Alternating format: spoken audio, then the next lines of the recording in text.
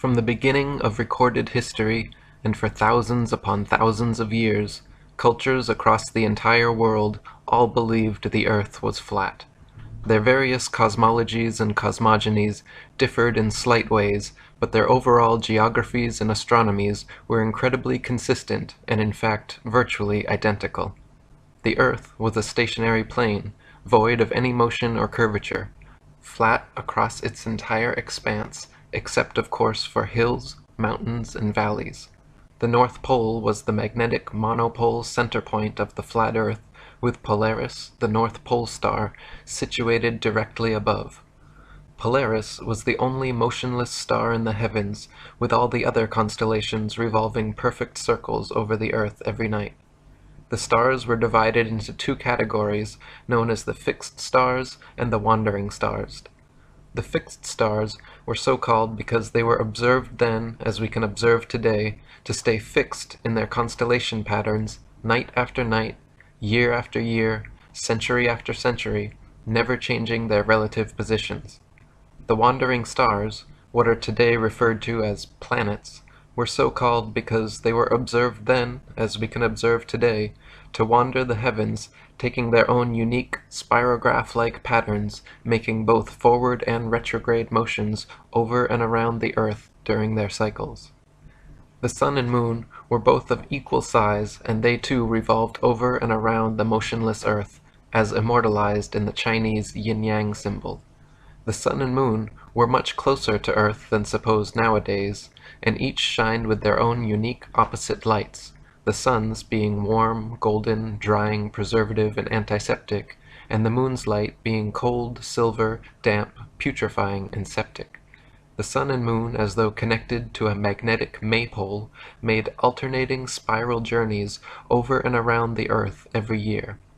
The sun began its journey at the Tropic of Capricorn at the winter solstice, where it made its fastest and largest circle over the Earth.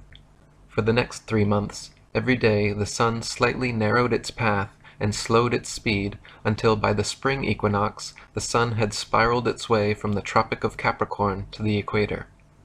Then for the next 3 months, again every day, the sun continued to slightly narrow its path and slow its speed until the summer solstice, when the sun made its smallest, slowest circle around the Tropic of Cancer. Once the sun reached this innermost circle, like the ribbons and dancers around the maypole, the sun would then begin its opposing, widening, quickening journey back to the Tropic of Capricorn. For the next 3 months, every day the sun slightly widened its path and hastened its speed until the autumnal equinox, the sun had spiraled its way from the Tropic of Cancer back to the equator. Then for the next 3 months again, every day the sun continued to slightly widen its path and hasten its speed until the winter solstice, when the sun made its largest, fastest circle around the Tropic of Capricorn, and the annual journey began again. The moon had a similar yearly path revolving over and around the Earth, but unlike the sun, which constantly changed its speed to keep a consistent 24-hour day, the moon's speed never changed, so depending on its latitude, the moon was observed then, as we can observe today, to take approximately 24.7 to 25 hours per cycle. This is why at different times and places during each month we can see the moon in the morning, afternoon, or night. This is also the origin of old fairy tales such as The Hare and the Hedgehog, or The Tortoise and the Hare.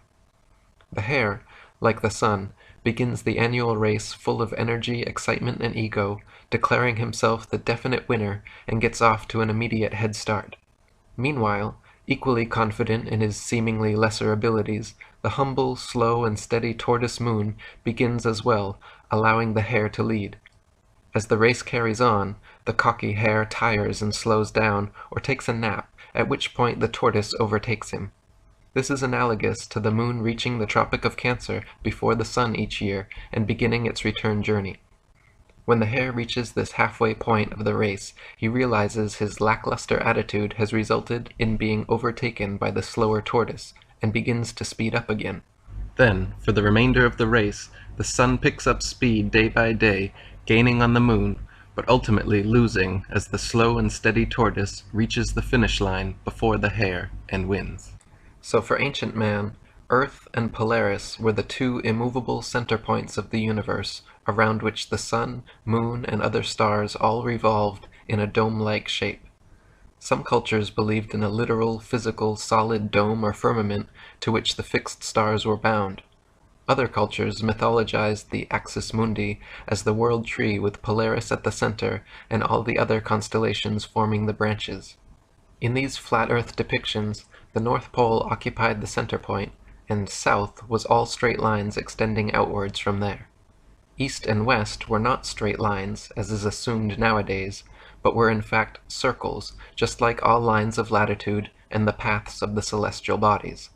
The southern circumference of Earth was surrounded by a gigantic wall of ice 150 to 200 feet above sea level, holding the interconnected oceans in like a World Cup. Beyond the ice wall, some cultures claimed a firm barrier existed through which no human could penetrate. Other cultures believed there were entire worlds and other civilizations existing beyond the Antarctic ice. Currently, and for the past half-century, there has existed an international Antarctic treaty preventing all independent exploration of Antarctica. Pre-approved guided tours exist which take visitors to a few coastal regions of Antarctica, but no independent exploration of the continent is allowed.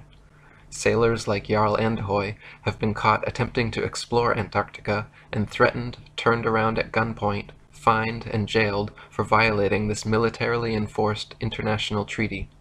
As a result, the public currently has no way to confirm or deny the seemingly fantastical claims of ancient man concerning what may or may not exist at the southernmost extremities of the Earth. We can, however, confirm that this 200-foot ice wall surrounding the southern circumference of the Earth most certainly exists. We can confirm that Polaris is indeed the only non-moving star in the sky. All the fixed stars indeed rotate perfect circles around Polaris while remaining stuck in their relative constellations night after night, year after year, century after century. The wandering stars, or planets, do indeed wander the heavens, taking their own unique spirograph-like paths when charted from a geocentric perspective. The sun and moon are indeed observably of equal size and revolve over and around us in daily cycles. Just as the ancients observed, the sun's annual path does indeed travel from the Tropic of Capricorn at the winter solstice, to the equator at spring equinox, to the Tropic of Cancer at the summer solstice, back to the equator at autumnal equinox, and finally back to the Tropic of Cancer at winter solstice. The sun's light is indeed warm, golden, drying, preservative, and antiseptic, while the moon's light is indeed cold, silver, damp, putrefying, and septic. A thermometer placed in the sun's light will always read warmer than a thermometer placed in the sun's shade, while a thermometer placed in the moon's light will always read cooler than a thermometer placed in the moon's shade. Plant and animal substances exposed to sunlight quickly dry, shrink, coagulate, and lose their tendency to decompose and putrefy, whereas plant and animal substances exposed to moonlight will quickly show symptoms of putrefaction and decay. Last but not least, just as the ancients espoused, the Earth is observably motionless to all our senses, and the horizon remains perfectly flat as far as the eye can see. Not only does the horizon remain perfectly flat 360 degrees around the observer, but whether at sea level, the top of Mount Everest, 35,000 feet high in an airplane, or even at over 100,000 feet high, the highest any amateur hot air balloon has ever flown, the flat horizon actually rises to the eye level of the observer all the way up. On a globular Earth, no matter how large it is assumed to be, the horizon would remain where it was, and the rising observer would have to tilt his head downwards further and further the higher they rose to see the steadily falling horizon. Many people will be shocked to know that to this day, every single scientific experiment ever devised to show the alleged motion of the Earth has failed to do so, or, given evidence of the opposite, that the Earth is indeed motionless, and every attempt ever made to measure the alleged curvature of the Earth has failed to do so, or, given evidence of the opposite, that the Earth is indeed flat. The first person in recorded history to ever claim that Earth was anything but the flat, motionless center of the universe was a Greek mathematician and philosopher named Pythagoras of Samos around 500 BC. Interestingly enough, Pythagoras has also been touted by Freemasonic historians such as Albert Mackey, James Anderson, William Hutchinson, and William Preston as being the very first Freemason. Presented more as a thought experiment than a complete cosmology, Pythagoras posited that if the Earth were a spherical globe turning on its vertical axis once per day while revolving annually around a stationary sun, that this model could also equally explain the cyclical motions of the heavenly bodies. This heliocentric model was taught to initiates at Pythagoras's Crotona school, but never became popular or had an influence outside of Greece for another 2,000 years. A century later, another Greek mathematician and philosopher named Plato also espoused a spherical Earth cosmology, except he claimed the Earth globe to be the motionless center of the universe, with the sun, moon, and stars revolving around. His most famous student, Aristotle, also wrote about this geocentric globe-Earth cosmology in his book On the Heavens, offering three main points of evidence for his theory. Firstly, Aristotle noted that when sailing away from an observer on shore, ships approaching the horizon disappeared from view hull before masthead, and he postulated that this occurrence was due to the curvature of the Earth. Aristotle argued that the hull disappeared first because beyond the horizon the globe Earth curved downwards, causing the hull and eventually the masthead and entire ship to drop below the curvature. Today, we can easily prove that Aristotle was incorrect in his assumption by using telescopes, binoculars, and zoom cameras. Once a ship has completely disappeared beyond the horizon, modern technology allows us to zoom in and bring the entire vessel, hull and all, back into full view. This proves that ships do not disappear hull first due to the alleged curvature of the Earth, and that the horizon line is in fact merely the vanishing point of perspective from a given observer's point of view, and not, as Aristotle supposed, the beginning of the Earth's curvature. The horizon is subjective, and varies in distance depending on the weather, the observer's height, and the strength of his eyesight or instruments. As noted previously, the horizon actually rises to the eye of the observer no matter how high he climbs, which also proves that the horizon line is not some objective point of curvature on a convex Earth, but rather the subjective vanishing point of perspective from a given observer's point of view. Aristotle's second point of evidence offered for his spherical Earth theory was the Earth's round shadow cast on the moon during lunar eclipses. To this day, heliocentrists still offer this argument as proof of a spherical Earth, claiming that during lunar eclipses, the Sun, Earth, and Moon align in a perfect 180-degree syzygy like three billiard balls, causing the Sun to cast the Earth's shadow onto the Moon. This clever but faulty assumption is rendered completely invalid, however, due to the fact that lunar eclipses have happened and continue to happen regularly when both the Sun and Moon are still visible together above the horizon. As early as the time of Pliny the Elder, there are records of eclipses happening while both the Sun and Moon were visible in the sky, and continue to be recorded by the Royal Astronomical Society today. Obviously, if the Sun and Moon are both observable simultaneously during an eclipse, then they are not aligned in a 180-degree syzygy, and it is therefore impossible that the Sun could be casting Earth's shadow on the Moon, and some other explanation must be sought. Another explanation, in fact, already existed in many cultures around the world, who posited that a third celestial body known as Rahu, or the Black Sun, also existed, equal in size to the Sun and Moon. This translucent dark body passed affront the Sun and Moon during solar and lunar eclipses, causing their lights to dim. Aristotle's final point of evidence offered for his spherical Earth theory was the appearance of Polaris and other stars to gradually decline overhead as an observer travels southwards. He argued that the gradual declination and eventual disappearance beyond the horizon of certain stars and constellations as one traveled southwards was evidence that the observer was traveling over a convex curved surface.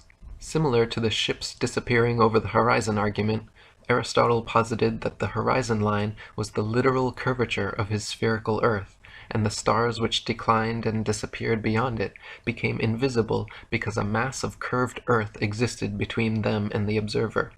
In actual fact, however, the gradual declination of objects in the sky towards the horizon is merely a product of the law of perspective on plane surfaces. As any art student of point perspective knows, the human eye views the world in a pyramidal shape, so that when looking down a long hallway, the floor appears to rise, the ceiling appears to sink, and the walls appear to narrow into a point at the center of the observer's view. Of course, the dimensions of the hallway remain constant for its entire length. The floor does not actually rise, the ceiling does not actually sink, nor do the walls actually close in. But to the human eye, everything is perceived this way.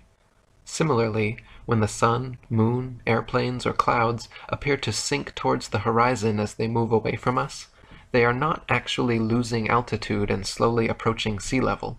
They are in fact maintaining the same altitude, except they are moving away from you, and so the law of perspective makes them appear to sink. A century after Aristotle, around 250 BC, yet another Greek mathematician and philosopher named Eratosthenes made his claim to fame with a new alleged proof of the spherical Earth. Eratosthenes noted that at noon during the summer solstice at Syene, the sun cast no shadow and the rays could reach straight to the bottom of his well, yet meanwhile in Alexandria, a vertically standing metal rod cast a significant shadow. By factoring the length of the shadow with his assumed distance to the sun, Eratosthenes recorded a measurement of Earth's circumference close to what heliocentrist astronomers still use today. The fact of the matter is, however, that Eratosthenes' calculations were made assuming the sun to be millions of miles away, so that its rays would fall perfectly parallel even in points as divergent as Syene and Alexandria.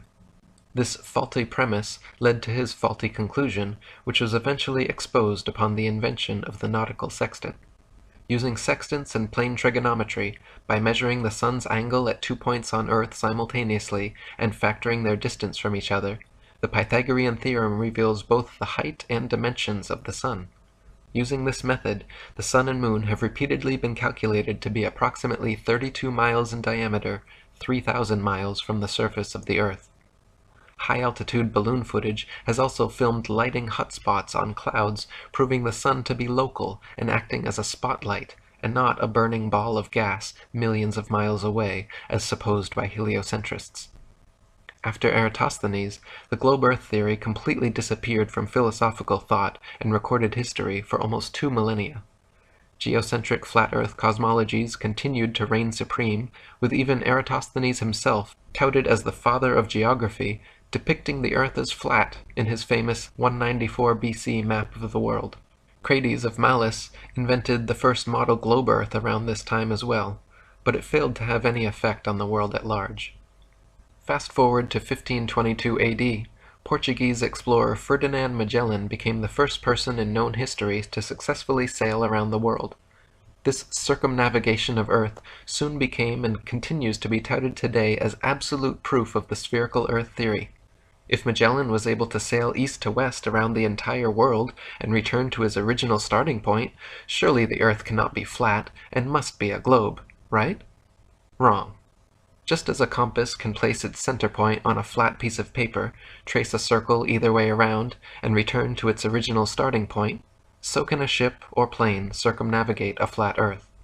The only kind of circumnavigation which could not happen on a flat Earth is north-southbound, which to this day has still never been done.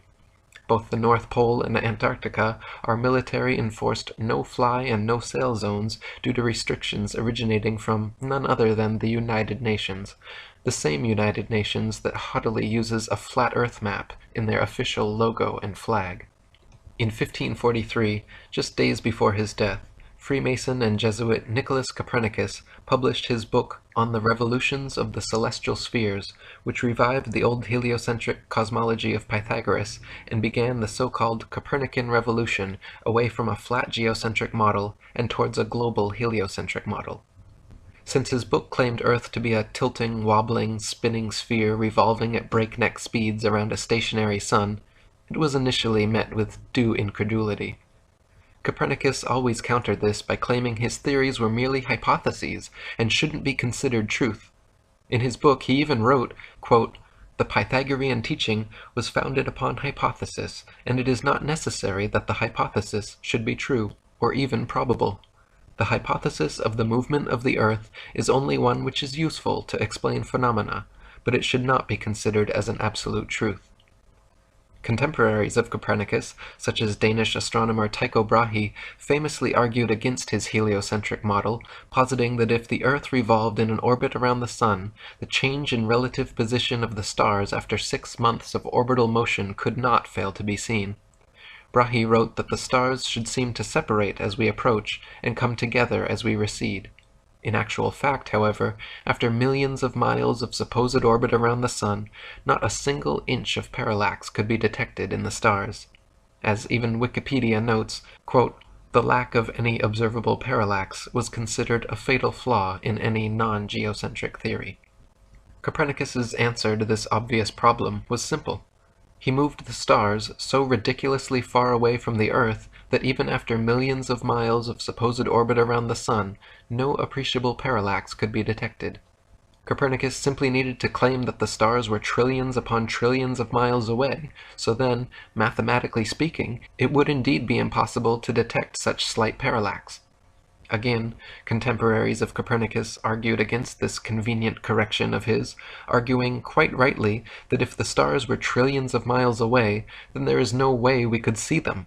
Backpedaling once again, Copernicus claimed the reason we could still see stars trillions of miles away was because they were not mere tiny points of translucent light in the night sky, but that stars were in fact gigantic gas balls billions of times larger than our Sun.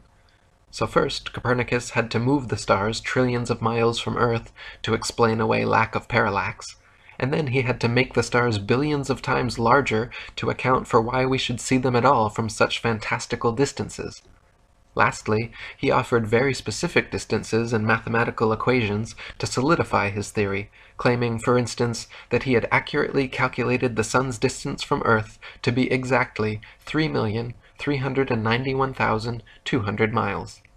At the turn of the 17th century, Tycho Brahe, under the patronage of Emperor Rudolf II, began construction of the largest, most state-of-the-art astronomical observatory ever built. Upon hearing this, German astronomer and Freemason Johannes Kepler was determined to apprentice under Brahe. Even though Kepler championed Copernicus's widely disputed heliocentric globe-Earth theory, Brahe begrudgingly accepted Kepler as his apprentice based on his merit as an astute astronomer and mathematician. Brahe allowed Kepler access to the observatory, but guarded his data and findings from him completely, which frustrated and angered Kepler to the point of eventually culminating in a heated argument between the two of them, resulting in Brahe kicking Kepler out. After much amends and apologizing, a year later, Brahe finally forgave Kepler and accepted him back as apprentice. This time, however, Kepler was not content with his role as mere apprentice and soon proposed and secured a commissioned position on Brahe and Emperor Rudolph's new project, the Rudolphine Astronomical Tables. Less than a month later, Tycho Brahe mysteriously dropped dead, and Johannes Kepler was given access to all of Brahe's coveted data, free rein of the observatory, and became Emperor Rudolph's new official astronomer. Abundant circumstantial evidence and obvious motive have long fed speculation that Kepler actually murdered Brahe. Brahe was only 54 years old and in fine health when suddenly he became deathly ill and passed away. His official cause of death was reported as a bladder infection, but subsequent autopsies of his body revealed toxic quantities of mercury present on his mustache hairs, which has led many researchers to conclude he was poisoned. The 2004 book, Heavenly Intrigue, suggested that Kepler had indeed murdered Brahe to gain access to his data. Kepler himself never denied this, and he actually wrote, quote, "I confess that when Tycho died, I quickly took advantage of the absence, or lack of circumspection of the heirs, by taking the observations under my care, or perhaps usurping them." And so for the remainder of his life, Kepler worked at Brahe's observatory for Brahe's employer, using Brahe's data to further his Copernican theories, which Brahe had always criticized. He modified Copernicus's calculations of celestial motions, changing them from perfect circles to irregular ellipses, and even formulated a new, updated distance of the Sun from Earth. While Copernicus had claimed positively the Sun to be 3,391,200 miles from Earth, Kepler assured the astronomical community that his new figure of 12,376,800 miles was the true distance. A few years later, in 1608, the first telescope was invented, and by 1609, the next champion of Copernicism, Italian astronomer, Freemason, and probable Jesuit Galileo Galilei, had purchased and built several of them. Galileo improved upon the telescope's design, boosting the zoom capabilities from the original 3 times up to 30 times magnification, and in 1610 made the most important alleged discovery of his career. With his 30-time zoom telescope, Galileo claimed to have seen what he described as, quote, 3 fixed stars, totally invisible by their smallness, all close to Jupiter and lying on a straight line through it. After tracking these invisible stars for a while and noticing they appeared sometimes but not others, Galileo concluded that when he could not find them, they must be hiding behind Jupiter, and therefore they must not be invisible stars at all, but rather invisible moons orbiting Jupiter. His alleged discovery of moons orbiting Jupiter was then touted as proof of the Copernican system, claiming that Earth must be a planet like Jupiter since both have orbiting moons.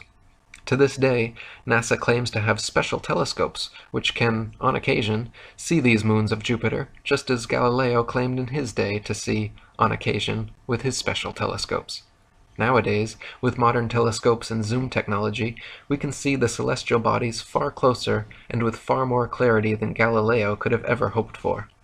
A 2016 Nikon P900 has 83 times optical zoom and 332 times digital capabilities, which put Galilean telescopes to shame. Yet, even with this level of magnification, Galileo's alleged invisible stars orbiting Jupiter are nowhere to be found. Galileo and his fellow Mason predecessors, acting more like true believers of their heliocentric faith than legitimate scientists, were constantly guilty of inventing elaborate theories to support their foregone conclusion. This was never more evident than when Galileo presented his theory on the cause of tides in 1616. Cardinal Bellarmine had written Galileo the year before, stating that, quote, the Copernican system could not be defended without a true physical demonstration that the sun does not circle the earth, but the earth circles the sun. Taking this to heart, Galileo hoped to show that the earth's tides were caused by the sloshing back and forth of water as a point on earth's surface sped up and slowed down due to earth's alleged rotation on axis and revolution around the sun. He argued that these hypothetical motions of his globular earth were the cause of tides, and therefore the tides themselves were proof of Earth's motion. Unfortunately for Galileo, his ideas were not accepted and easily proven wrong by his contemporaries, who rightly pointed out that if his theory were correct, there would only be one high tide per day. Not only this, but if tides were caused by Earth's alleged motion, all lakes, ponds, and other inland bodies of water should be similarly affected, yet they are not. The next champion of heliocentricism was English mathematician and astronomer, knighted Freemason and Royal Society President Sir Isaac Newton.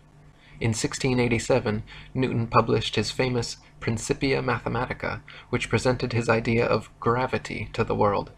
The globe Earth theory had long faced criticism for being impractical due to the natural physics of spinning spherical objects, namely that anything placed on their surface should immediately fall or fly off.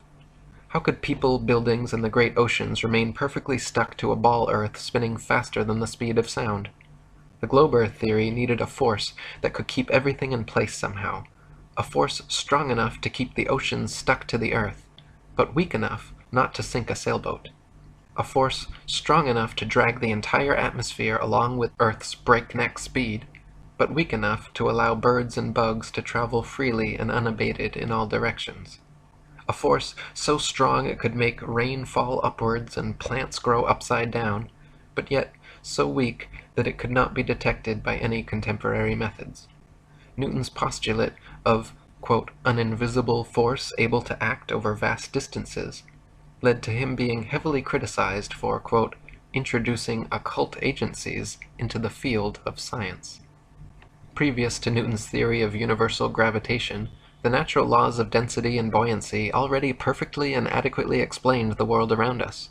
For example, the reason a balloon filled with helium rises into the sky, while a balloon filled with air drops to the ground, is not because Newton's mystical pulling force has an aversion to helium, but rather simply because helium is lighter and less dense than the nitrogen, oxygen, and other elements which compose the air around it, so it floats up. And conversely, a balloon filled with your carbon dioxide exhalation is heavier and denser than the air around it, so it falls down to the ground. If you blow a dandelion seed out of your hands, a substance just barely heavier than the air, it will float away and slowly but eventually fall to the ground. If you drop an anvil from your hands, something much heavier than the air, it will quickly and directly fall straight to the ground. This is not because gravity prefers anvils to dandelion seeds, but rather because it is the natural physics of buoyancy for objects less dense than the medium surrounding them to rise, while objects denser than the medium surrounding them to sink. This is the reason raindrops fall down through the air, and air bubbles rise up through the water, because of their relative densities. It has nothing whatsoever to do with the mystical pulling force of spinning balls from Newton's imagination. Newton's theory allegedly began when, upon seeing an apple fall from a tree at Woolsthorpe, as though no one in the history of humanity up to that point had ever seen a falling object and wondered why it fell, he had a veritable scientific epiphany. The apple fell not because it was heavier and denser than the air around it, but rather because a force at the center of the spinning ball earth pulled it to the ground.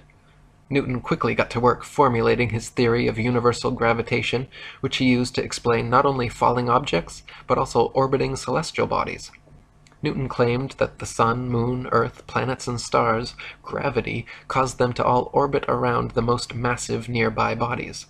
So not only was gravity fickle and selective about which objects it caused to fall and which it allowed to rise, gravity was also able to perform different functions on different scales.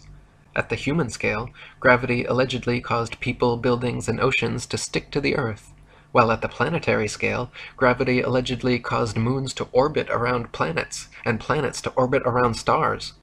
Unfortunately, Newton never addressed this, but the question remains, how and why would gravity cause both planets to orbit the Sun and people to stick to the Earth?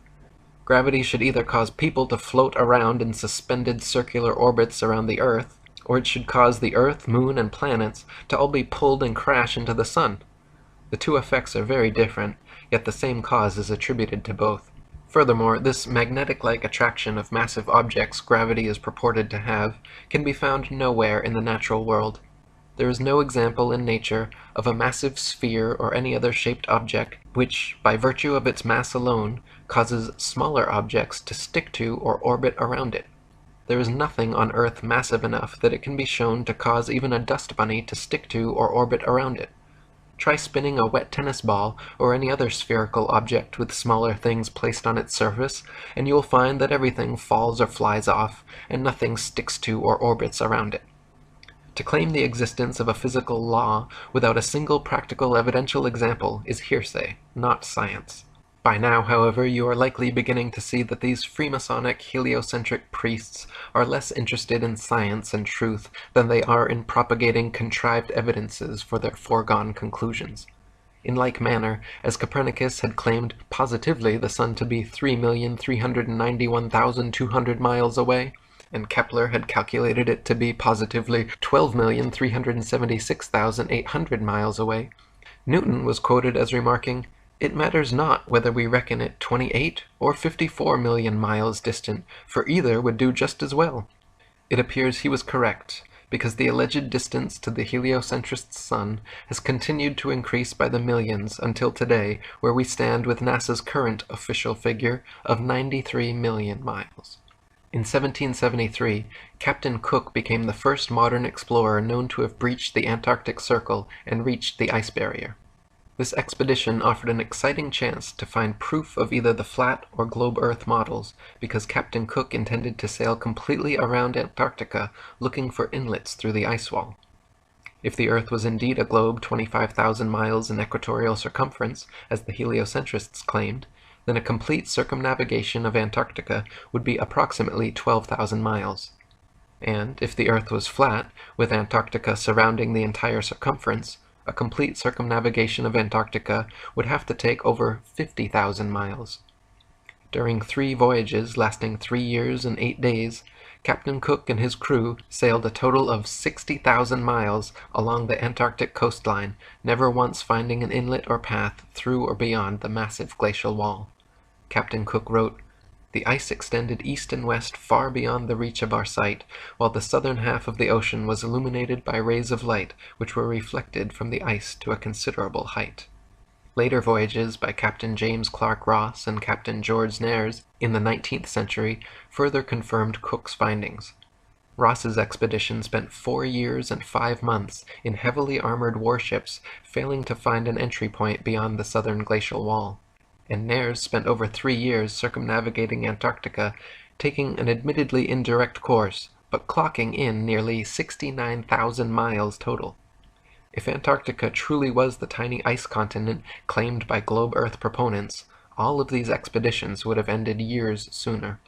In addition to this, many Antarctic explorers, including Captain James Clark Ross and Lieutenant Charles Wilkes, using globe Earth projection maps, wrote in their journals perplexed at how they routinely found themselves out of accordance with their charts, stating that they found themselves an average of 12 to 16 miles outside their reckoning every day.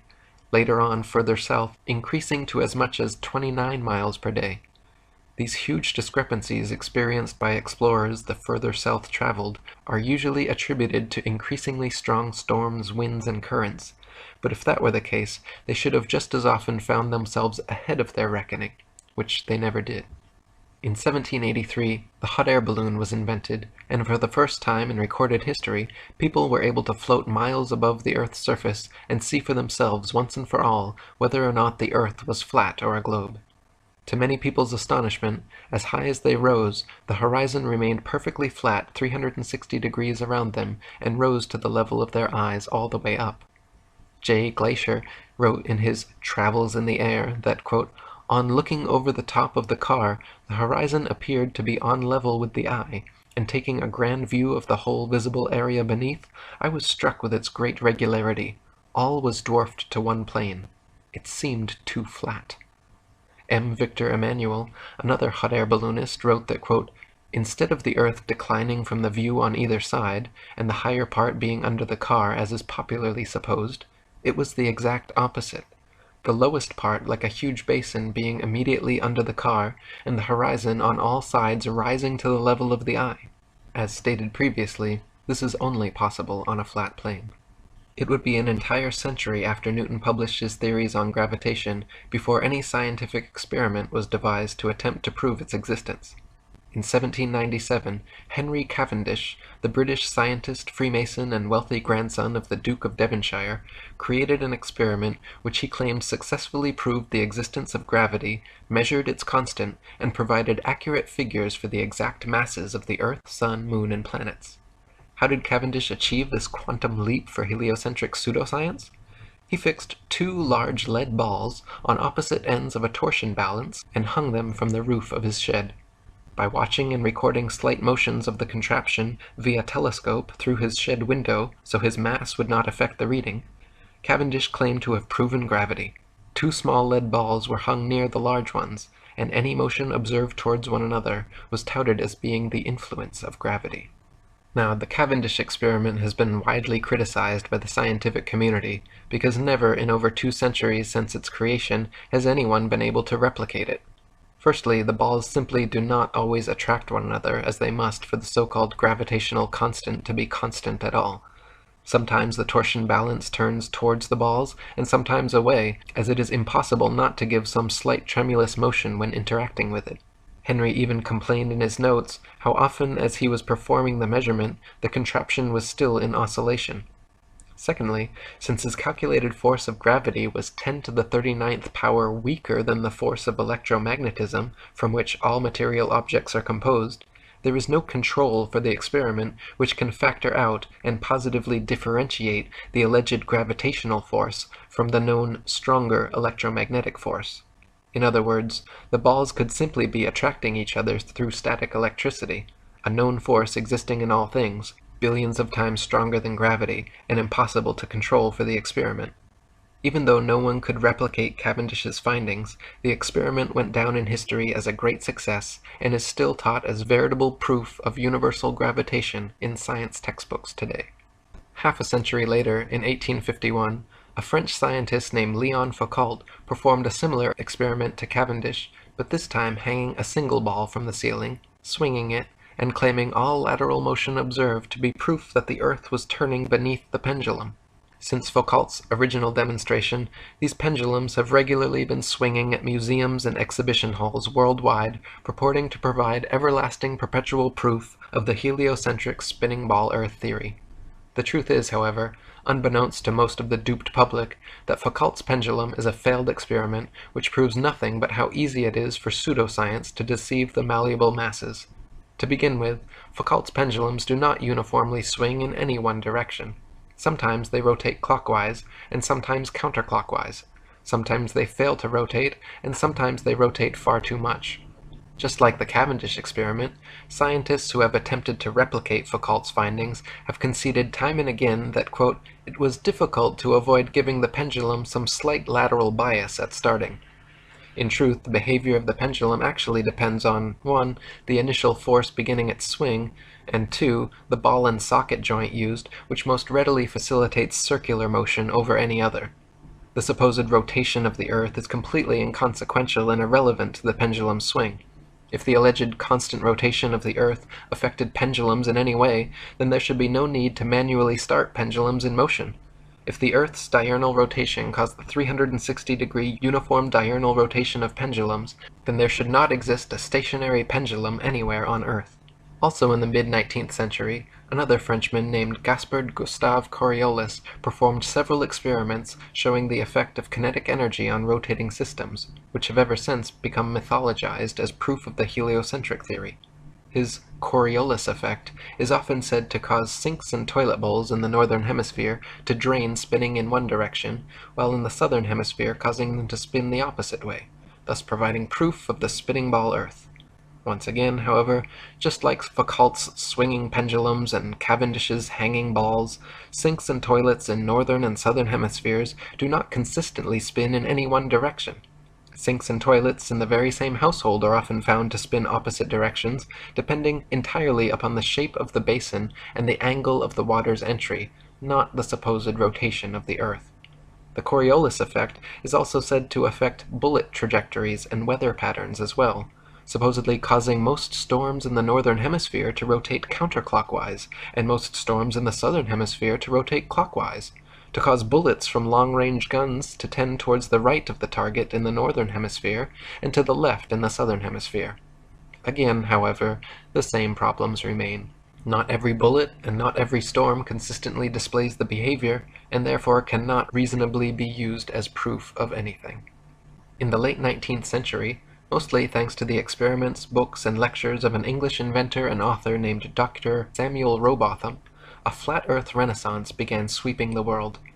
Rowbotham's findings, beginning with his 1864 book, Earth Not a Globe, an experimental inquiry into the true figure of the Earth, proving it a plane without axial or orbital motion and the only material world in the universe, caused quite a stir in the scientific community, and thanks to 3 decades of his effort, the shape of the Earth became a hot topic of debate around the turn of the 19th century.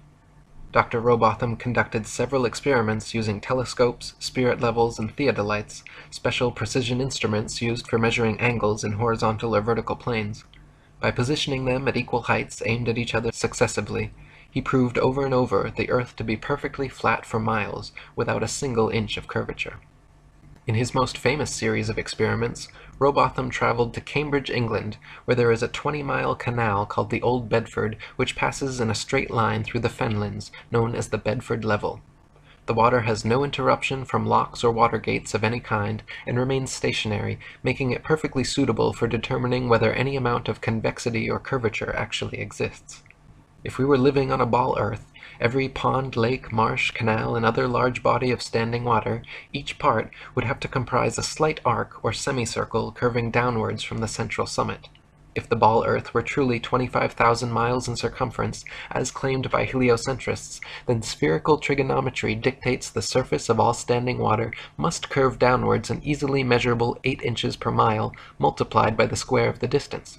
This means along a 6-mile channel of standing water, the Earth would have to curve 16 feet 8 inches downwards from one end to the other, and or dip 6 feet on either end from the central peak, depending where the measurement is taken.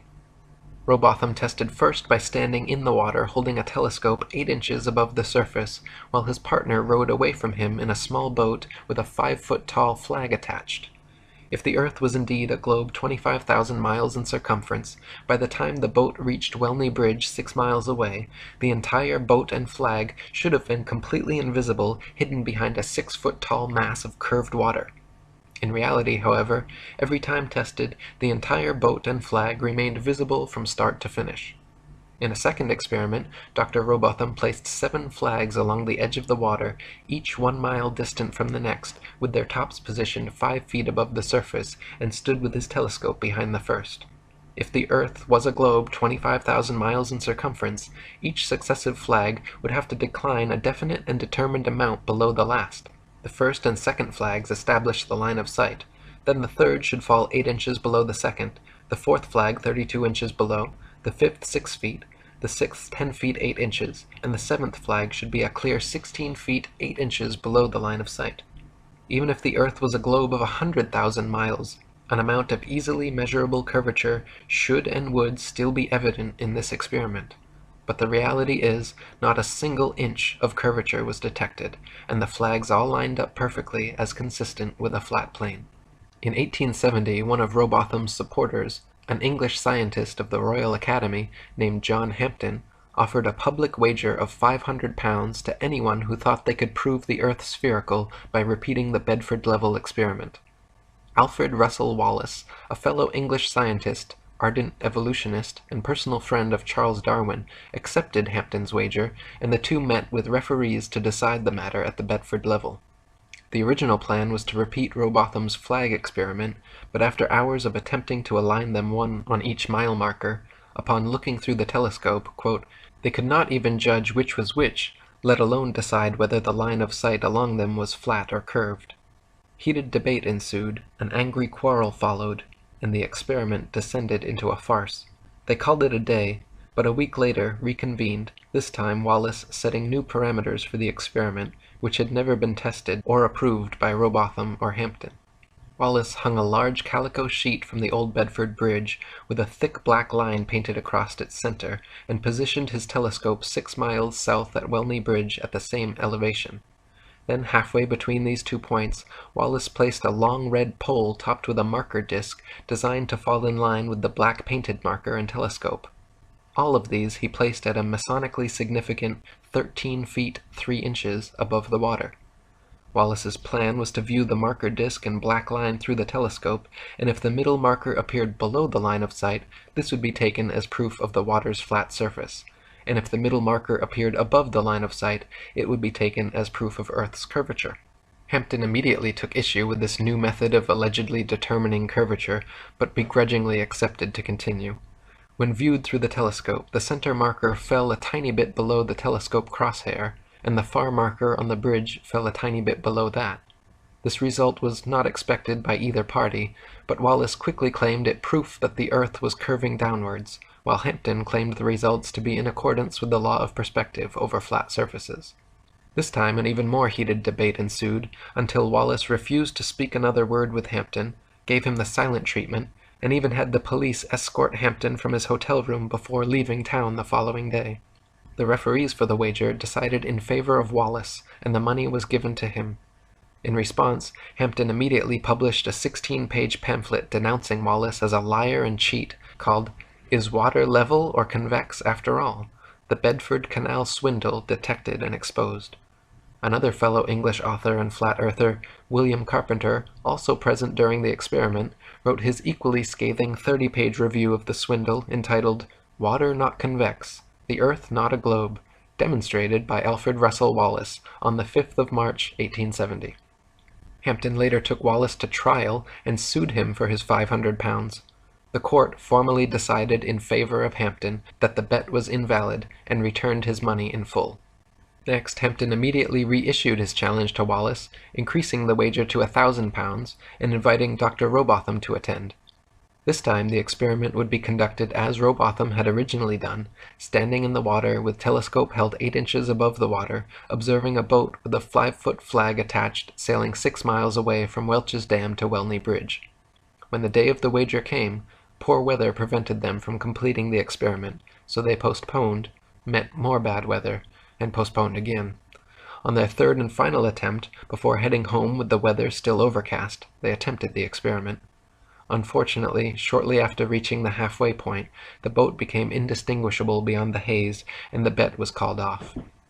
The boat and flag were visible, however, for the entire 3 miles. In 2015, a group of flat earthers once again repeated Rowbotham's experiment at the Bedford level, with similar results. They detected no curvature and saw the boat beyond the halfway marker, but became obscured by poor weather before reaching the full 6 miles. In 1871, after getting massive amounts of pressure from the public to address these claims from flat Earth proponents, Royal Astronomical Society President George Airy devised an experiment which he hoped would once and for all prove Earth's axial motion and forever silence the rabble-rousing flat earthers. By first filling a telescope with water to slow down the speed of light inside, then calculating the tilt necessary to get the starlight directly down the tube, Airy planned to measure the speed of the telescope, and thereby the speed of the Earth, by extrapolating the amount of tilt needed to keep the starlight coming in straight. The experiment, however, would go down in history and forever be known as Airy's failure, because every time he repeated it, Airy found the starlight was already coming in the correct angle with no change necessary, proving that the stars move relative to a stationary Earth and not the other way around. Airy had meant to prove the heliocentric theory, but instead devised an everlasting proof of the geocentric model. In 1887, American physicists Albert Michelson and Edward Morley performed an experiment to determine Earth's speed through space, or what was then called the ether.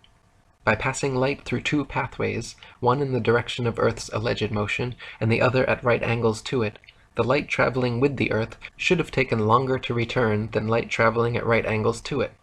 To the surprise of Michelson, Morley, and the scientific establishment, however, no difference whatsoever was detected, even after repeating the experiment several times in different places.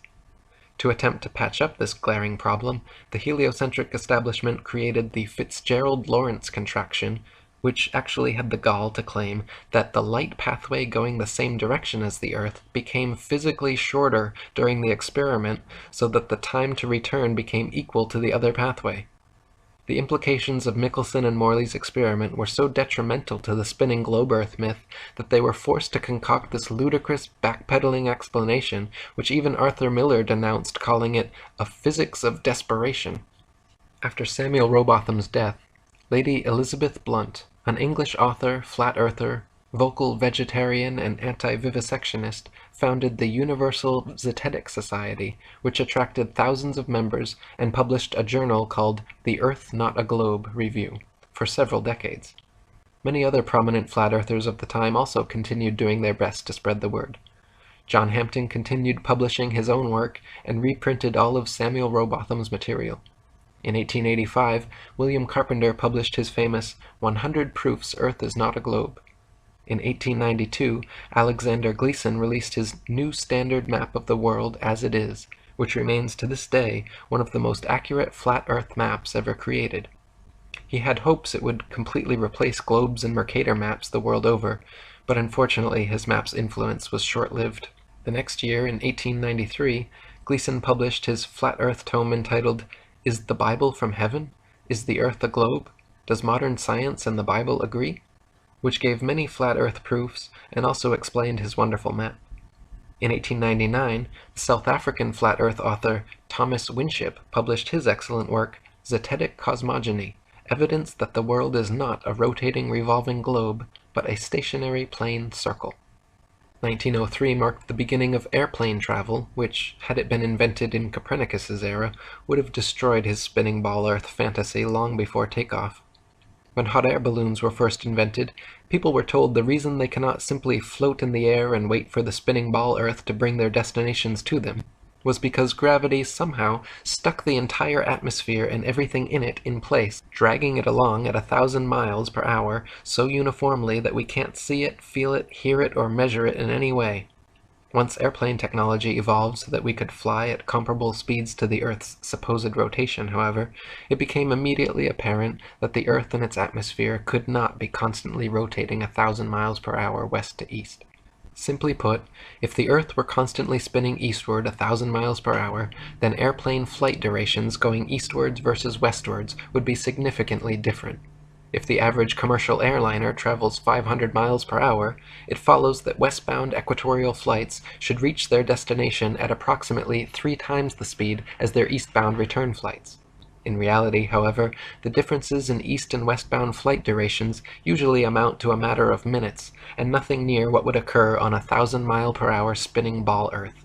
For example, flights eastward with the alleged spin of the ball Earth from Tokyo to LA take an average of 10.5 hours. Therefore, the return flights westwards against the alleged spin should take an average of 5.25 hours, but in actual fact, take an average of 11.5 hours. Also of note, if Earth were a globe, there are several flights in the southern hemisphere which would have the quickest, straightest path over the Antarctic continent, such as Santiago, Chile to Sydney, Australia. Instead of taking the shortest, quickest route in a straight line over Antarctica, all such flights detour all manner of directions away from Antarctica instead, claiming the temperature's too cold for airplane travel. Considering the fact that there are plenty of flights to, from, and over Antarctica, and NASA claims to have technology keeping them in conditions far colder and far hotter than any experienced on Earth, such an excuse is clearly just an excuse, and these flights aren't made because they are impossible. If the Earth was a ball and Antarctica was too cold to fly over, the only logical way to fly from Sydney to Santiago would be a straight shot over the Pacific, staying in the southern hemisphere the entire way. Refueling could be done in New Zealand or other southern hemisphere destinations along the way if absolutely necessary. In actual fact, however, Santiago to Sydney flights go into the northern hemisphere, making stopovers at LAX and other North American airports before continuing back down to the southern hemisphere. Such ridiculously wayward detours make no sense on the globe, but make perfect sense and form nearly straight lines when shown on a flat Earth map. On a ball Earth, Johannesburg, South Africa to Perth, Australia should be a straight shot over the Indian Ocean, with convenient refueling possibilities on Mauritius or Madagascar. In actual practice, however, most Johannesburg to Perth flights curiously stop over either in Dubai, Hong Kong, or Malaysia, all of which make no sense on the ball, but are completely understandable when mapped on a flat Earth. A casual study of other South Hemisphere flight paths and stopover points will prove to even the most staunch skeptic the clear illegitimacy of globe map projections. Building on Michelson and Morley's experiment, in 1913, French physicist Georges Sagnac again proved the existence of the ether and the stillness of Earth by using a beam splitter to send light in opposite directions around a path, recombining them, then observing their interference fringes, first while stationary, and then while rotating the entire experiment table 2 revolutions per second. The changes in interference patterns between the moving and non-moving trials proved that the light, and therefore the Earth, was stationary. In 1914, William Westfield wrote his geocentric classic, Does the Earth Rotate? No! And when Gerard Hickson's masterpiece, Kings Dethroned, A History of the Evolution of Astronomy from the Time of the Roman Empire up to the Present Day, was published in 1922, the heliocentric theory of the universe was on its last legs. In 1925, the Michelson-Gale experiment again vouched for a stationary Earth, and it was clear to the establishment that they needed something big to bring public opinion back their way. In 1916, a Jewish physicist named Albert Einstein had published his General Theory of Relativity, a brilliant revision of heliocentrism which, in one philosophical swoop, abolished the ether from scientific study, replacing it with a form of relativism which allowed for heliocentrism and geocentrism to hold equal merit. If there was no absolute etheric medium within which all things exist, then hypothetically one could postulate complete relativism with regard to the movement of 2 objects, such as the Earth and Sun. In one philosophical leap, with no scientific evidence to support it, Einstein and the heliocentric establishment were thus able to sweep Airy's failure, Michelson, Morley, Sagnac, and Gale all conveniently under the carpet and pretend they didn't exist, simply by claiming that all motion in the universe was relative. By the late 1920s, Einstein and his theories had been pushed so vehemently, the heliocentric theory began making a comeback, and Einstein was being touted as a genius and one of the greatest minds in history. Far from it, even he himself admitted when asked, "What is it like to be the smartest man alive?" responded by saying, "I don't know, you'll have to ask Nikola Tesla," a true genius who in no way supported Einstein's relativity or the heliocentric theory. Einstein was even caught lying when he originally claimed to have never even heard of the Michelson-Morley experiment, but later admitted that he had indeed created special relativity with the intent of abolishing the ether and nullifying the Michelson-Morley result. By the 1930s, an eccentric Christian flat-earther named Wilbur Glenn Voliva was attracting widespread publicity around the world thanks to his American lecture tours and daily radio broadcasts from his personal station, which could be heard all the way to Australia. Voliva famously founded and built Zion City in Illinois, a town of 6,500 people, all of whom were Christian flat-earthers. Zion City even had its own schools and churches which taught flat-earth cosmology. In the spirit of Robotham and Hampton, throughout his life, Voliva offered an open-ended wager of $5,000 to anyone who thought they could disprove the flat Earth. Until his death in 1942, there were no takers. After the Second World War, Operation Paperclip brought hundreds of top German rocket scientists and physicists into the United States, and beginning in the late 50s employed them in NASA, the National Aeronautics and Space Administration. Meanwhile, the Russian space program was also forming, and a so-called space race between America and Russia ensued. The geostationary communications satellite was first imagined in a 1945 proposal by Freemason science fiction writer Arthur C. Clarke, and supposedly became science fact just over a decade later. In 1957, Russia allegedly launched the first satellite named Sputnik into low Earth orbit, followed in 1958 by America's Explorer 1. Nowadays, there are supposedly upwards of 20,000 such satellites constantly orbiting the Earth. They are allegedly floating around in the thermosphere, where temperatures are claimed to be upwards of 4,530 degrees Fahrenheit. The metals used in satellites, however, such as aluminum, gold, and titanium, have melting points of 1,221, 1,948, and 3,034 degrees respectively, all far lower than they could possibly handle. People even claim to see satellites with their naked eyes, but this is ridiculous considering they are smaller than a bus and allegedly 100+ miles away. It is impossible to see anything so small that far away. Even using telescopes, no one claims to discern the shape of satellites, but rather describes seeing passing moving lights, which could easily be any number of things, from airplanes to drones to shooting stars or other unidentified flying objects. The fact that they are geostationary means they would not appear to move through the sky anyway, but rather be perpetually stuck in the exact same place all day every day. So-called satellite phones have been found to have reception problems in countries like Kazakhstan with very few cell phone towers. If the Earth were a ball with 20,000+ satellites surrounding, such blackouts should not regularly occur in any rural countryside and deep ocean areas.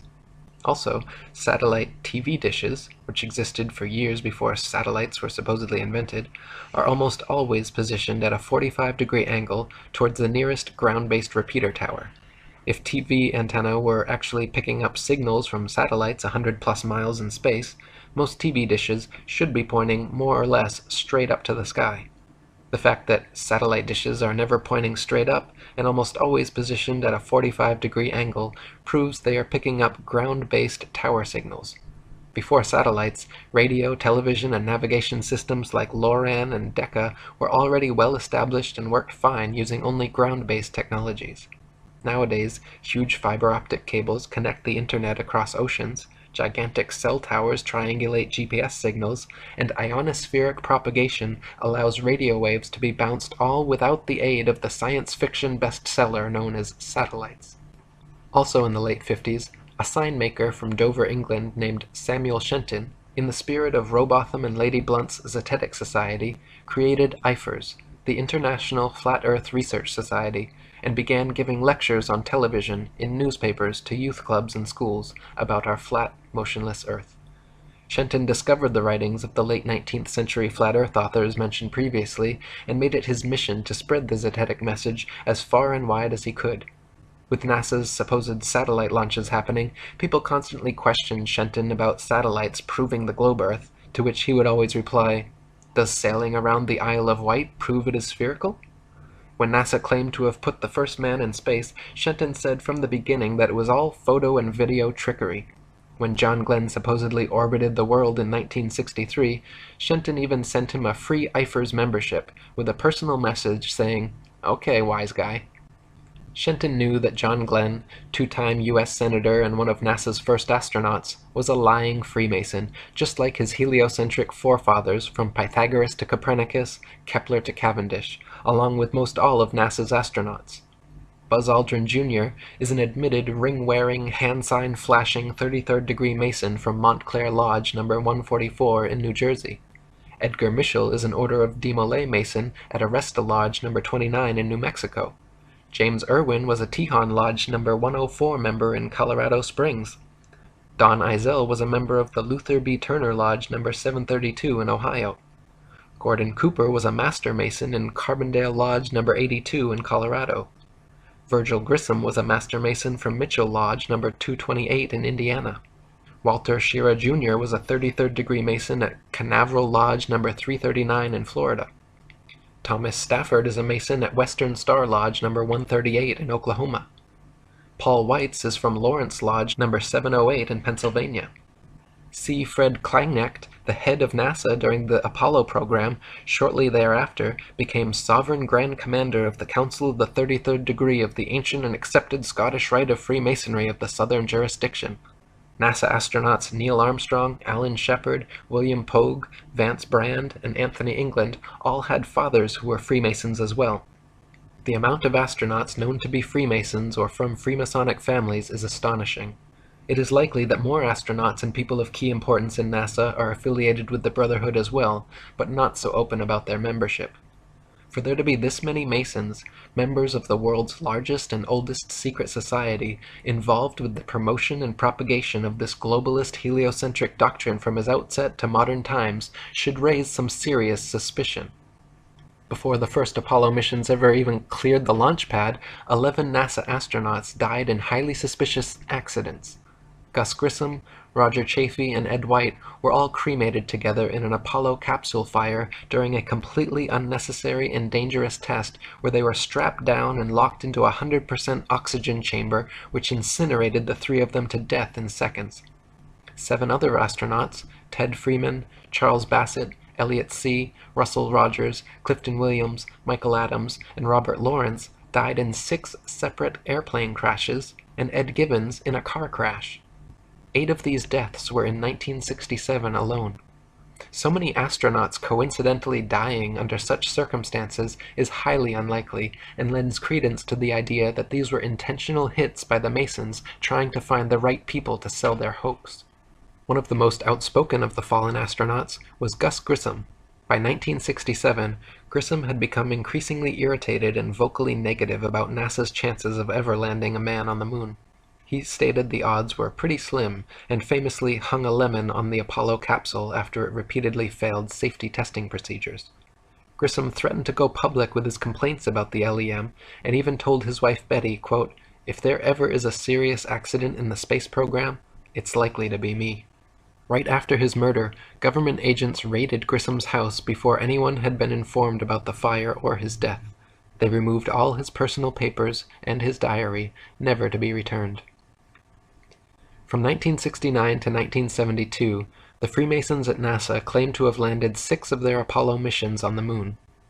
With this ingenious deception, a bit of rocket technology, a bunch of lying Freemasons, and photographs taken through a round window, with this one psyop, NASA managed to convince nearly everyone on Earth that they live on a spinning ball.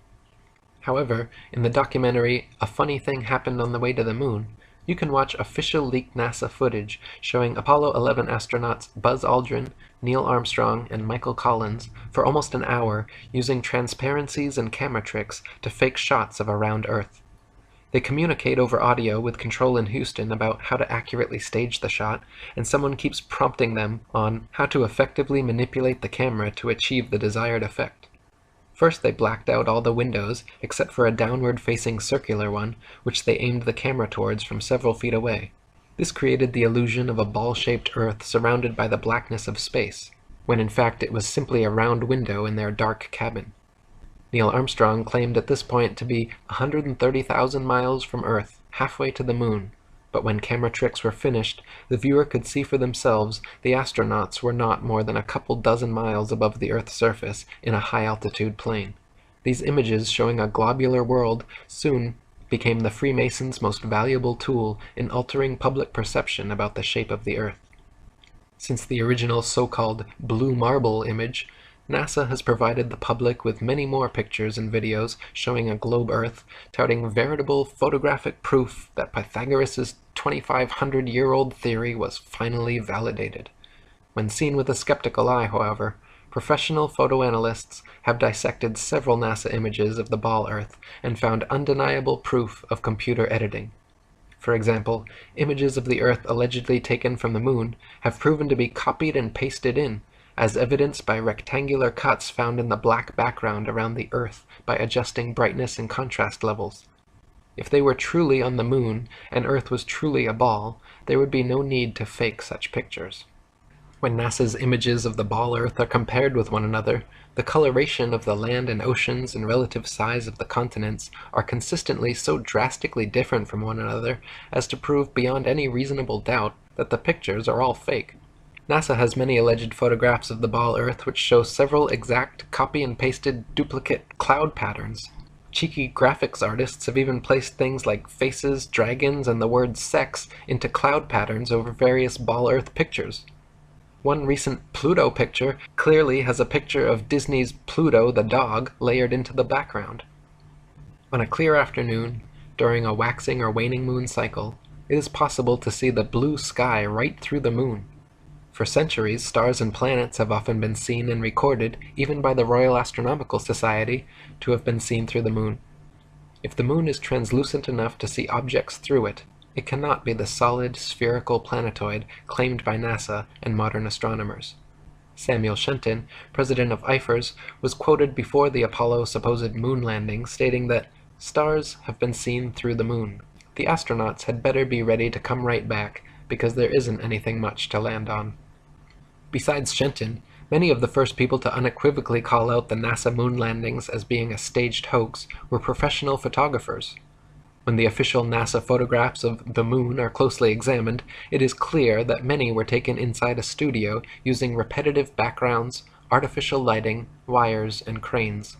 Award-winning British photographer David Percy, photo analyst and historian Jack White, photographer and Nexus magazine publisher Marcus Allen, and many others all put their professional reputations on the line to expose NASA's so-called photographic evidence.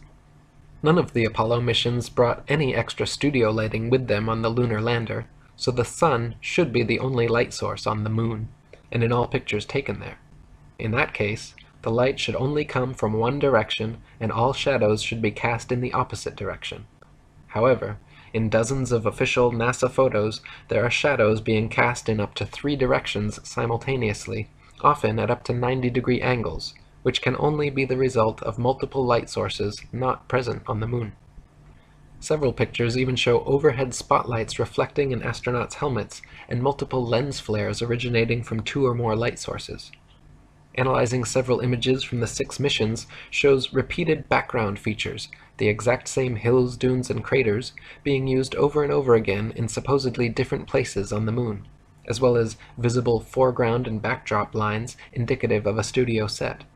In images from Apollo 11, Buzz Aldrin can be seen wearing different color gloves and different length boots in pictures that were supposedly taken within minutes of each other. If Buzz was really in the vacuum of space in a pressurized spacesuit, he certainly would not have had the time or reason to depressurize and repressurize his suit just to make such fashion adjustments. Some pictures show the lunar rover with no tracks anywhere around it. Others show rover tracks all over the foreground while it is yet to be unpacked and unloaded. A couple pictures even show what appear to be sneakers and a lady's heel tracks on the moon, in addition to the astronauts' boot prints. Another glaring mistake is that none of NASA's images or videos show stars in the background as they should, just complete blackness, likely because exact star maps as they should appear from the moon would be nearly impossible to fake. The testimony of different astronauts on different missions, in their autobiographies and interviews, just muddies the water even more, some of them bragging about the, quote, astonishingly brilliant light of the stars, and others saying they, quote, don't remember seeing a single star while on the moon. Such inconsistencies, and the fact that none of NASA's moon pictures feature stars or planets in their appropriate positions, should raise a red flag that these astronauts were not on the moon. Many pictures of the sun on the moon are clearly spotlights and not the sun. Some images show studio lighting lens flares or studio lighting reflecting off a black background.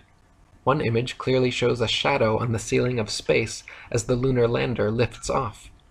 Many images show shadows of reticule crosshairs suspended in air over a print underneath, proving them to be doctored and not originals as claimed. Images of the lunar lander supposedly on the moon shows a pathetic 1969 attempt at creating high-tech, futuristic-looking equipment using what appears to be construction paper, gold foil, scotch tape, and metal shower rods. The idea that the piece of junk shown in these official NASA photographs flew to the moon and back is so ludicrous it's laughable. Close-ups of the lunar lander footpads show them without a speck of dust on them and without a burn print under its 10,000-pound thrusters, like it was just gently set down in place. NASA scientists in their own documents were worried about the LEM falling into its own massive burn radius, yet there it sits with no burn print and spotless clean pads. Even the astronauts' boot prints made deep impressions on the moon dust, yet the lander's 10,000-pound thrusters left not a trace, no blast hole, and no dust on the pads. When the video evidence is examined, even more anomalies are found. In certain frames, light pings can be seen reflecting off overhead stage wires attached to astronauts' backpacks. In one Apollo 16 clip, an astronaut falls to his knees and is quickly jerked back up to his feet by what can only be an unseen wire hoisting him straight upwards. One of the more obvious video anomalies is how several Apollo missions show American flags flapping around in the non-existent space wind. The moon is supposed to have no atmosphere, and so the flags should remain perfectly still, but can often be seen moving quite boisterously. Another interesting video anomaly is discovered by playing NASA's moon footage at 2x speed, then watching the astronauts walking, running, jumping, or cruising around on their little buggy. Without the speed adjustment, there is a low-gravity illusion, as the astronauts seem to float, drift, and glide slowly and smoothly along. But once they are seen at 2x speed, it becomes clear that they are in, quote, normal gravity, walking, running, jumping, and cruising at normal speeds. They simply reduced the play speed by 50% in post-production, and voila, instant moon motion.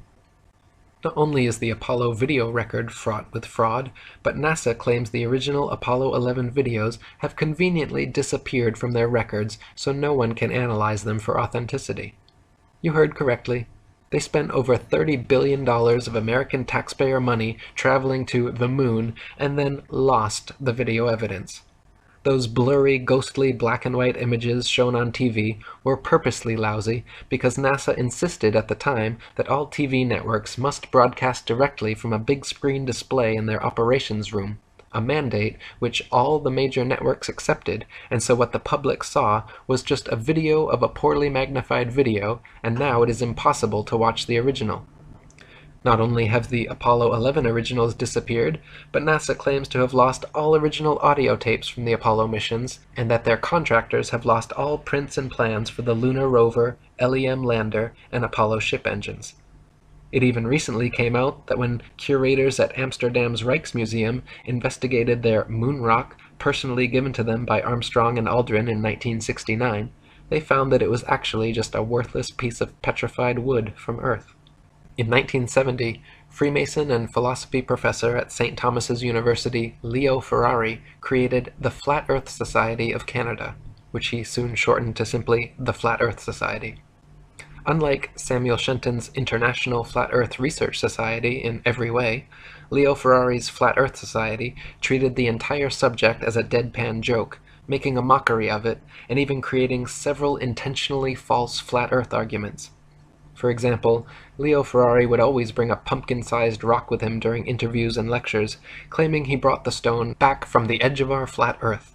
He would say, with a huge smirk on his face, how his boat had fallen over the edge, but he was luckily saved by hanging onto this rock. Clearly, treating our flat Earth in this tongue-in-cheek way discouraged people from taking the matter seriously, and creating this fake Flat Earth Society was the Freemasons' way of mitigating Shenton's Eifer's genuine threat to their global deception. In 1971, Samuel Shenton passed away, and the American former airplane mechanic Charles K. Johnson took his place as president of Eifer's. Charles and his wife Marjorie, like Lady Blunt and many of the original Zetetic Society members, were not only flat earthers, but outspoken vegetarians and anti-vivisectionists. Charles and Marjorie maintained a periodical called The Flat Earth News for many years, where they printed articles about NASA's lies, geocentricity, flat Earth, and vegetarianism. Unlike Leo Ferrari and his mock society spreading disinformation, Charles Johnson was a genuine voice speaking out against the evils of the world. In 1974, when Johnson heard of Ferrari's budding organization, he decided to contact him and wrote a cordial letter requesting further information about his society, to which Ferrari never replied. 2 years later, Johnson wrote another polite letter saying how he was delighted by the prospect of a like-minded campaigner, and said how it was a very happy day when he learned of Ferrari's society. Quote, "I feel sure at the core we cannot be too far apart in aims," Johnson wrote. "I do try to practice what I preach, to think and seek and search out reasonable ideas and concepts." He closed saying that he could hardly wait to hear from Ferrari and hoped very much he would please reply. After 6 months without a response, Johnson wrote one more time explaining again his sole purpose to enlarge his view and getting and holding on to the facts, which would benefit himself and in time the rest of the world. He requested a reply and a copy of Ferrari's FES magazine. In conclusion, Johnson signed, "Thanks from the bottom of my heart," in advance, but warned that if Ferrari insisted on ignoring him once again, quote, "I will then know for sure that you are some kind of enemy of the flat Earth work." Eventually, Ferrari did reply this time, but not with a message or magazine as requested. He simply enclosed an FES paid application form.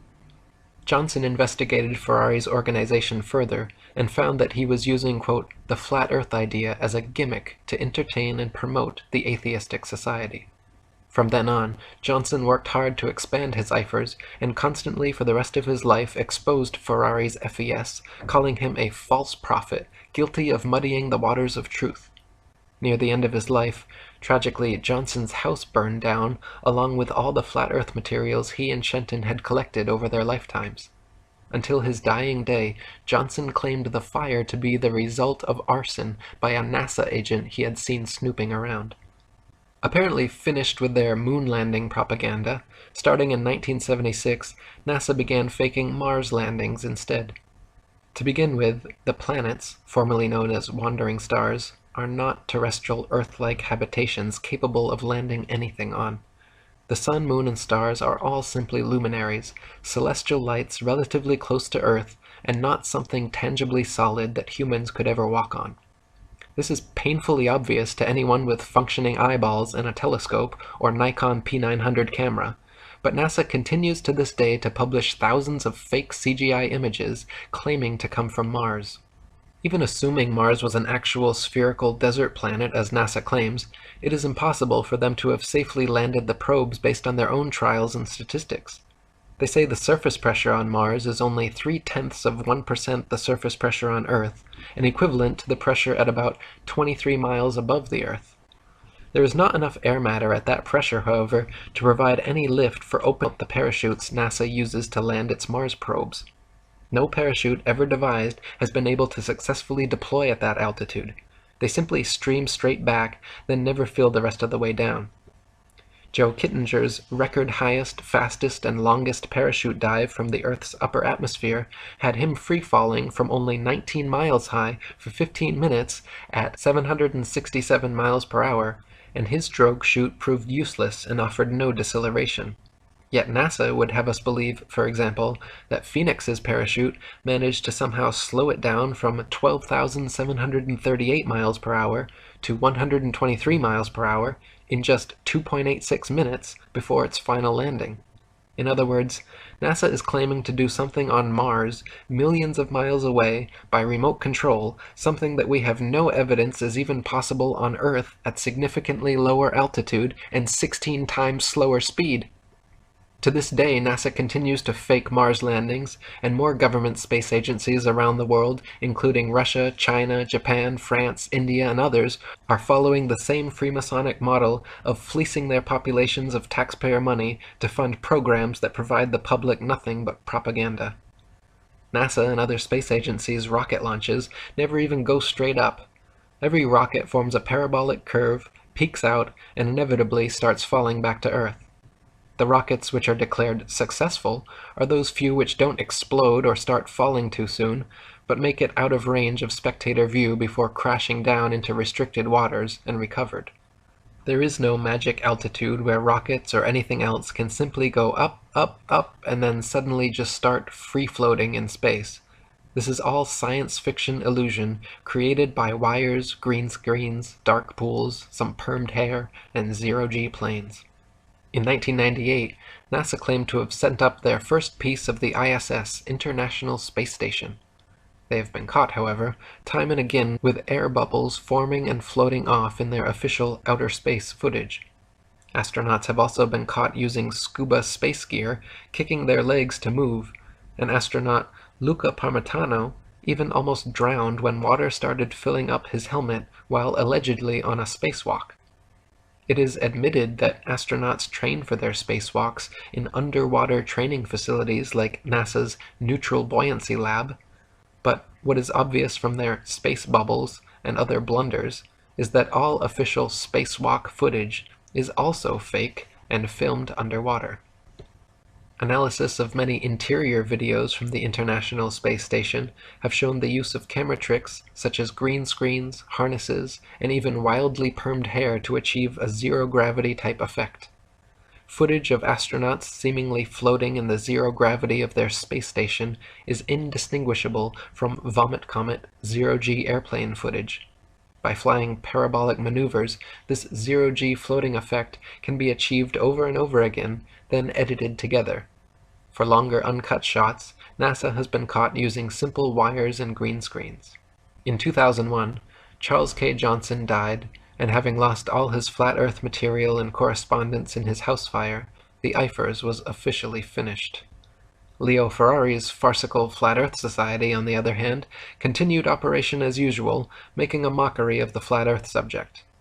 In 2004, the reins of FES presidency were handed over to Daniel Shenton, of no relation to genuine Flat Earther Samuel Shenton, who, true to Ferrari's example, maintains the Flat Earth Society website to this day, where they purport such fantastical, purposeful disinformation as the flat Earth disk constantly rising upwards forever through the universe to account for gravity. Their sole purpose, as Charles Johnson correctly stated, is clearly to poison the well and muddy the waters of truth. In 2008, teacher and author Eric Dubay, that's me, began a website and published a book titled The Atlantean Conspiracy, which exposed, among many other things, Freemasonry, the fake moon landings, geocentricity, and even featured a quote from IFER's president, Charles K. Johnson.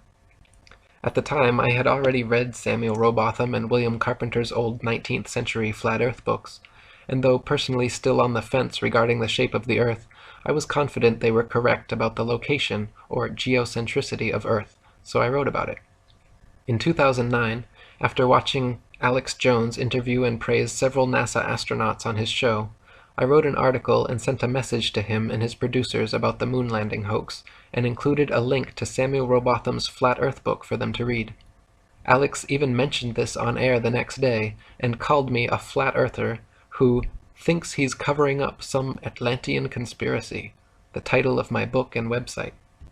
The Earth being flat, that's clearly ridiculous. Though I've actually been contacted by some flat earthers saying I'm covering up the fact that it's some Atlantean conspiracy.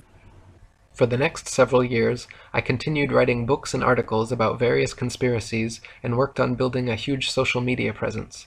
By making multiple accounts, adding as many friends and followers as possible, joining and posting to as many groups and pages as possible, over the course of a few years, I began building up very large followings on Facebook, Google+, LinkedIn, Twitter, StumbleUpon, Pinterest, Sue, and many other sites. To give you an example of their efficacy, you can see here my main Google Plus account with over 135 million views and my secondary one with over 87 million. In mid-2011, a professional artist, comedian, and Hollywood actor named Math Powerland, claiming to also be an ex-NASA whistleblower, created the NASA channel on YouTube. He made a few decent videos exposing NASA image fakery, but his channel certainly did not contain many flat earth proofs or evidence, and there are more videos of him ranting about Axe deodorant, hookers on Tinder, his championship sexual prowess, and other irrelevant topics than there are actually exposing the flat earth. For example, see his recent video entitled The History of the Flat Earth, the same name and comparable length as the video you are watching now, but contains almost no content relating to history or the flat earth, just him venting his various political frustrations. In short, anyone visiting his channel would not become a flat earther and would more likely be turned off from the subject due to his manic ranting style and lack of factual content. In November of 2014, after years of researching and writing, I released my book The Flat Earth Conspiracy, the first pro-flat earth book written in nearly 50 years. I simultaneously released a flat earth conspiracy documentary on YouTube, began giving radio interviews, and published several influential articles on the subject. Within a very short space of time, the flat earth keyword saw a 600% rise in activity, and Google search results jumped from a few thousand to over 21 million. Soon after this, just as Johnson had experienced with Ferrari, I noticed a wave of disingenuous so-called flat earthers flooding into the movement with the obvious intent to muddy the waters. For example, when I began writing my book, The Flat Earth Conspiracy, I came across Paul Michael Bales on Facebook, a recent flat earth convert who had been collecting a library of old original flat earth books and letters. Hoping to find some good reference material, I messaged him asking for recommended titles, and he told me a few choice books to read. The full extent of our interaction consisted of a short Facebook conversation, yet curiously after my book was published and the flat earth movement started growing, Paul began stating publicly that he was the Morpheus to my Neo, and that he taught me everything I know about the flat earth. He even made the ludicrous claim that my book was plagiarized from old Facebook posts of his. Matt Boylan, aka Math Powerland, also jumped in and had the gall to say that, quote, my entire book was plagiarized from his information, which is equally laughable considering he and his information are only mentioned in 2 paragraphs of my 252-page book. Needless to say, both of their claims are baseless and go to show how desperate they are to receive credit where it is not due. You can also see from this Google Analytics chart that the flat earth keyword had not made any significant change in 2011 since the launch of Matt's YouTube channel, nor in late 2012, early 2013 when Paul claims to have gotten his start. The moment when the flat earth tides shifted and the exponential growth of the movement began was clearly around and after November 2014, the exact month when I exploded all of my flat earth research onto the internet. In November 2014, I published the first pro-flat earth book written in 50 years, The Flat Earth Conspiracy. I also published several popular articles on the subject, uploaded the most popular flat earth conspiracy documentary on YouTube, began giving radio interviews, and soon restarted Charles Johnson's IFERS, the International Flat Earth Research Society, and published my most successful book ever, 200 Proofs Earth is Not a Spinning Ball, which has now been translated into 12 foreign languages and read by millions worldwide. These simultaneous actions, my intentional exploding of credible flat earth information onto the internet all at once, which I had been preparing for the entire year before, are undoubtedly the catalyst behind the exponential growth curve seen beginning here. Later on, around March 2015, recent flat earth convert Mark Sargent came out of nowhere, began uploading new flat earth videos every day, uploading new interviews several times per week, got offered his own radio show, started being heralded by many as the king of flat earth, and credited with starting the modern flat earth revival. At first I was glad to have him on board, until the cracks began to show and the clear disinformation campaign began. Mark claimed the moon and stars were holographic projections, maintained by alleged dome builders, who keep us inside a Truman Show enclosed structure, among much other nonsense. He even lied about me in several interviews, including one where he claimed that I promoted the idea of a constantly rising flat Earth to account for gravity, when in fact I constantly expose this false concept as being disinformation. Mark was, and continues to be, the Leo Ferrari to my Charles Johnson. In fact, Mark has even bragged several times about being a card-carrying member of Ferrari's farcical organization. By New Year's Eve 2016, our new IFERS had gained over 3,000 members and was receiving 50,000 hits monthly when it was suddenly and without warning or explanation deleted from the internet. As the administrators and myself quickly worked on salvaging our material and creating a new site, the obvious parallels to Johnson losing everything in his NASA agent-initiated house fire were noteworthy. Around the same time, two disingenuous Flat Earth channels issued two fraudulent copyright strikes against me, which I managed to overturn by filing legal counterclaims against them. YouTube itself began a program of regularly unsubscribing old subscribers of mine and lowering view counts of popular videos. Shortly after that, Facebook also decided to jump on the Eric Dubay censorship bandwagon by deleting my account, all my pages, and giving my Atlantean Conspiracy group directly over to a team of Freemason shills who still administrate it to this day, filling the group with nothing but death threats to me, pictures of Masonic goats, and ridiculous belittling memes. After re-registering for new accounts and accumulating my friends lists again, Facebook has now deleted 2 more profiles, and I am currently on my 4th, still trying my best to spread the word. In 2016, the movement continued to grow, with many more genuine flat earthers taking up the reins and exposing the truth online, as well as many more disingenuous shills continuing to poison the well with misinformation. The new IFERS began thriving with more monthly visitors than ever before. Many new Flat Earth YouTube channels began creating and mirroring excellent content. Now, at the turn of 2017, I am truly pleased with the rapid growth of this wonderful Flat Earth movement, and I encourage everyone to please help speak out, share this video, and spread the good word, as we look forward to a future where humanity is finally free from this grandest of all deceptions.